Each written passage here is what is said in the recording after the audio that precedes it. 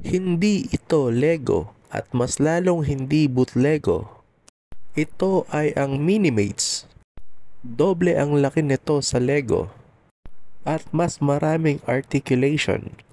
Isa ito sa mga paborito kong laruan dahil madali itong itago at madaling i-mix and match ang mga parts. Yun nga lang, wala masyado nagbebenta dito sa Pilipinas. Tara, i-compare natin ito sa Marvel Legends. Same movie version ito ng Deadpool. Kahit papano, may shading ang mata ng Minimates.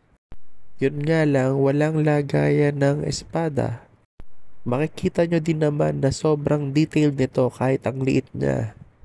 Mga 2 taon na din sa akin ito at ngayon ko lang binuksan.